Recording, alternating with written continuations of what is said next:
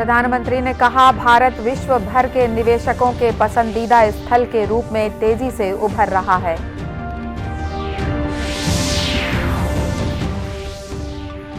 नेता प्रतिपक्ष नारायण चंदेल ने कहा कि महतारी हुंकार रैली में महिलाओं की उपस्थिति प्रदेश में सत्ता परिवर्तन का संकेत है।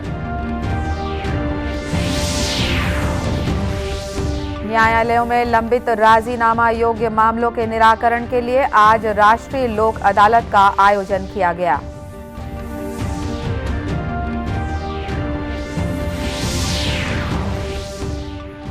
और एनएसएस के 200 स्वयंसेवक 10 दिवसीय शिविर में बौद्धिक सत्र, योग और परेड का लेंगे प्रशिक्षण।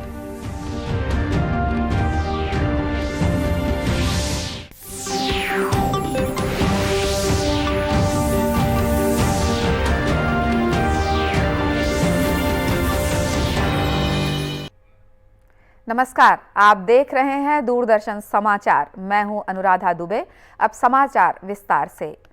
प्रधानमंत्री नरेंद्र मोदी ने कहा है कि भारत तेजी से दुनिया भर के निवेशकों के लिए पसंदीदा निवेश गंतव्य बनता जा रहा है।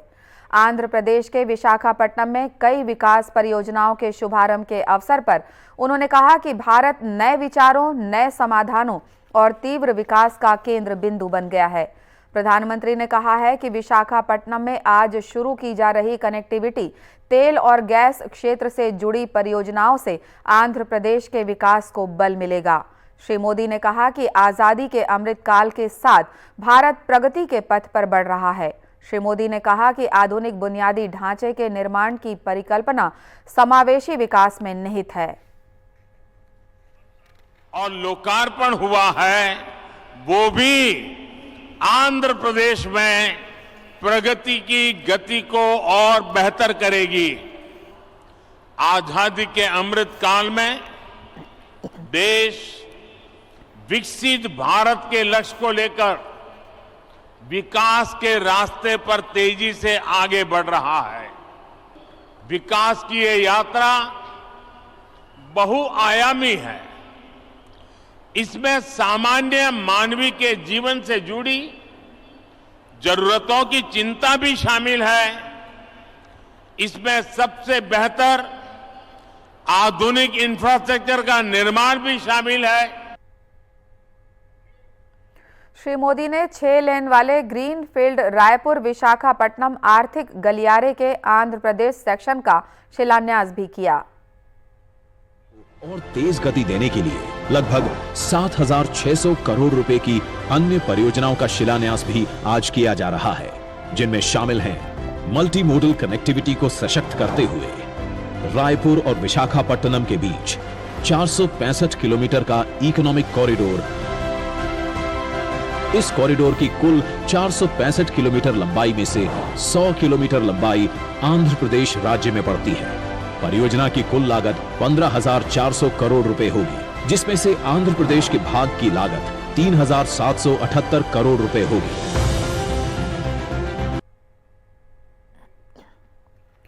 प्रधानमंत्री ने आंध्र प्रदेश में तेल और प्राकृतिक गैस निगम ओएनजीसी की new field onshore deep water block परियोजना राष्ट्र को समर्पित की। इसका निर्माण 29 अरब रुपए से अधिक की लागत से किया गया है।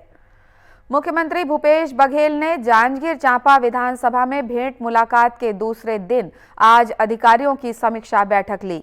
उन्होंने बैठक में शिक्षा में गुणवत्ता विशेष ध्यान देने की आवश्यकता पर बल दिया।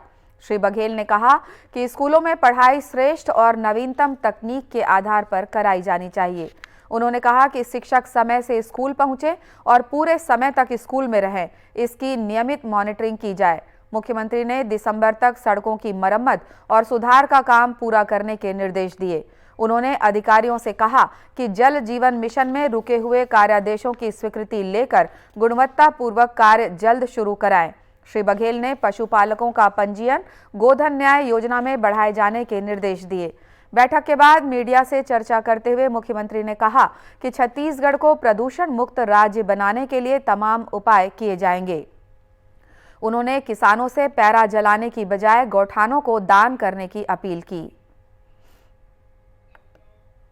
और आप सबका सहयोग भी चाहिए, खासकर ये पैरा दान वाली जो योजना है उसमें आप सब थोड़ा सा देखिए आज पंजाब में, दिल्ली में क्या स्थिति है, मैं तो अभी चुनाव के समय लगातार जा रहा था, तो प्रदूषण इतना है कि आपको दिन में ये नज़दीक के भी व्यक्ति नज़र नहीं आ रहा था। तो ये स्थिति पंजाब में, चंडीगढ़ में, दिल्ली में दिखाई दे रहा है। हम अपने प्रदेश को प्रदूषण से बचाएं। पराली जलाने से भी बहुत धुआं होता है। जो सिगरेट नहीं पीते हैं उसके फेफड़े में कम से कम 5-10 सिगरेट का कार्बन तो पहुंच जाता है। तो इस मामले में थोड़ा बीच बीच में आप लोग भी मीडिया के माध्यम से ये जन जागरण चलाएं, ताकि ये पहरादान ज़्यादा से ज़्यादा लोग करें, पहरा ना जलाएं।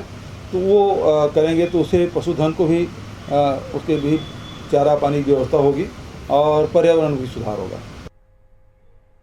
इससे पहले कल मुख्यमंत्री ने नवागढ़ ब्लॉक के सेमरा और सिवनी गांव में चौपाल लगाई। इसी दौरान विद्यार्थियों ने सेमरा हाई स्कूल के पूर्व प्राचार्य लोकपाल सिंह की शिकायत की, जिस पर मुख्यमंत्री ने प्राचार्य को निलंबित करने के निर्देश दिए। प्रदेश की कांग्रेस सरकार के खिलाफ बिलासपुर में कल भाजपा महिला मोर्चा ने महतारी हुंकार रैली निकाली। इस दौरान केंद्रीय मंत्री स्मृति ईरानी ने जनसभा को संबोधित किया। जनसभा से पहले स्मृति ईरानी 3 किलोमीटर लंबे एक रोड शो में शामिल हुई।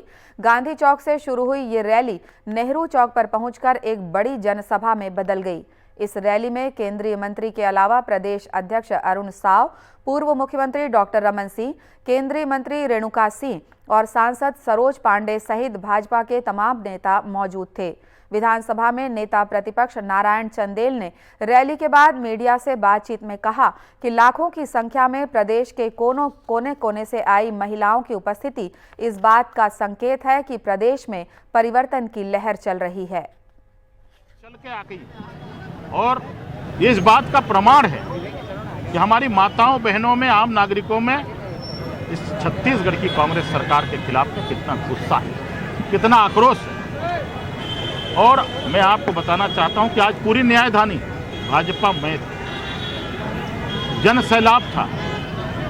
इतनी बड़ी संख्या महिलाओं की कभी न्यायधानी में उपस्थित नहीं हुई। शायद ये इस बात का संकेत है कि परिवर्तन की बयार चल पड़ी है और ये बयार नवंबर 2023 के विधानसभा के चुनाव में भूपेश सरकार के ऊपर लावा बनकर फूटने वाली है। और अब लेते हैं एक छोटा सा ब्रेक।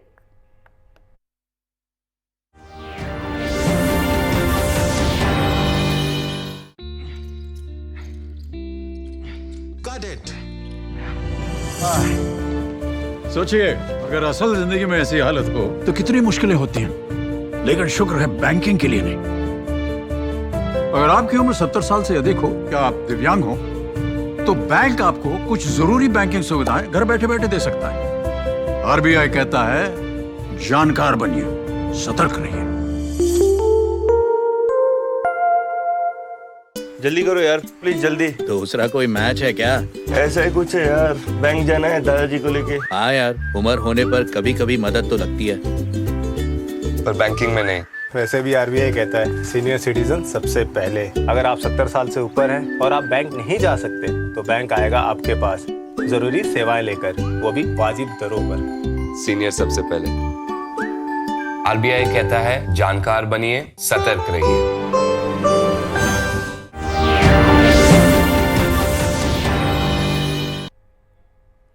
ब्रेक के बाद एक बार फिर स्वागत है आपका दूरदर्शन समाचार में। चिन्हित प्री लिटिगेशन और न्यायालयों में लंबित राजीनामा योग्य मामलों के निराकरण के लिए आज राष्ट्रीय लोक अदालत का आयोजन किया गया। राज्य और जिला स्तर पर आयोजित इस राष्ट्रीय लोक अदालत में विभिन्न प्रकरणों का निपटारा आपसी समन्वय और समझौते से किया गया। इसी कड़ी में दुर्ग जिला और सत्र न्यायालय में विभिन्न प्रकरणों का राजीनामा के आधार पर निराकरण किया गया। जिला विधिक सेवा प्राधिकरण के सचिव आशीष डहरिया ने दूरदर्शन समाचार से बातचीत में बताया कि लोक अदालत में 4000 से अधिक मामले रखे गए।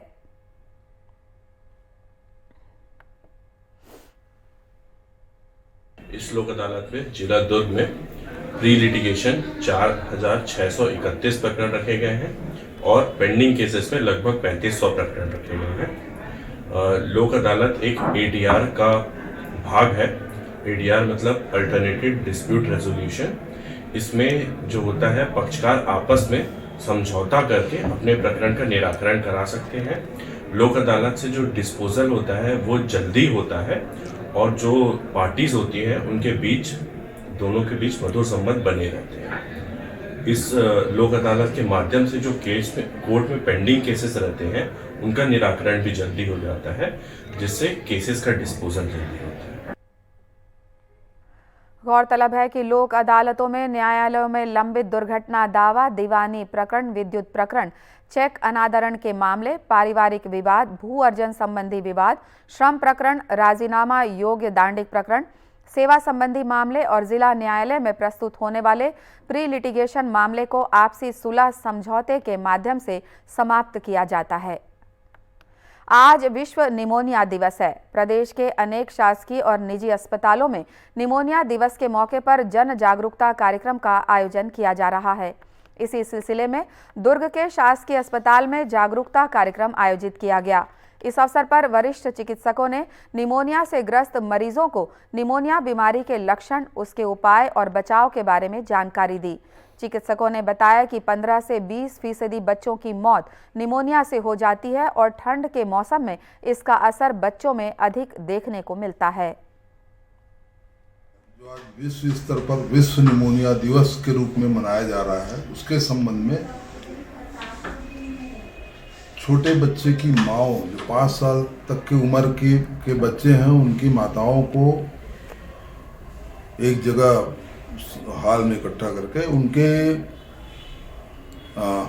उनको जागरूकता कैसे लानी चाहिए, निमोनिया कैसे होता है, निमोनिया से हम कैसे बचाव कर सकते हैं, अगर हो गया तो हमको तुरंत क्या करना चाहिए, ना हो उसके लिए क्या उपाय करना चाहिए। इस संबंध में एक जागरूकता अभियान का शुभारंभ आज किया गया। जो आम जनता के बीच में अवेयरनेस ये डेवलप करनी कि निमोनिया एक गंभीर बीमारी है, पर हम इससे अपने बच्चों को बचा सकते हैं। इसको बहुत अच्छे तरीके हैं, आसान तरीके हैं, जिन्हें हमें पालन करना है। पहले तो हमें अपने बच्चों को, जो बच्चे जन्म लेते हैं, उन्हें गर्म रखना है।